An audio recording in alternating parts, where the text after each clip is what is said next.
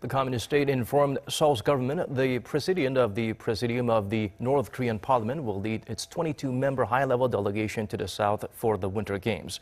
According to our Moon Connyoung, the nation's top office welcomed the visit.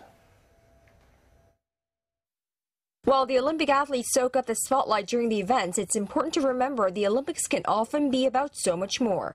North Korea's ceremonial leader will make a never-before visit to South Korea this week, leading its high-level delegation for the Winter Olympic Games in PyeongChang, South Korea. Yong-nam, the president of the Presidium of North Korea's rubber-stamp parliament, will lead its 22-member delegation for a 3-day visit, starting with the opening ceremony on Friday, as hopes grow for high-level inter-Korean talks during the PyeongChang Winter Games.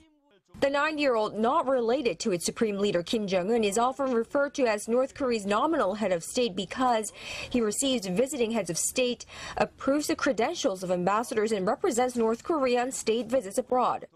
South Korea's presidential Blue House, which has been hoping for a high-level delegation from Pyongyang, welcomed the decision. Kim Yong-nam's visit shows North Korea's resolve for improved inter-Korean relations and the success of the Olympics, as well as its sincere, earnest attitude.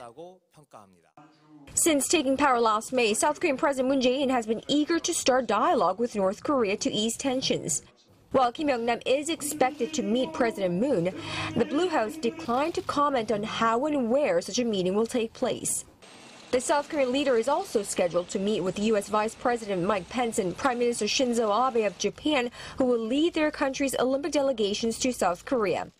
Washington and Tokyo have both, however, warned that efforts to improve dialogue between the Koreas should not weaken the sanctions enforcement that the United Nations has imposed on the North for its nuclear and missile tests.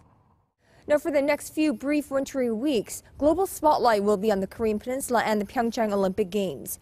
For Mr. Moon Jae-in, he has a double task of carrying out a successful Winter Games in his home country and making sure hope for easing tensions on the peninsula, ignited by the Korea team marching under one flag, now that's just one, results in actual outcome even beyond the PyeongChang Olympics. Moon Connyoung, Arirang News, The Blue House.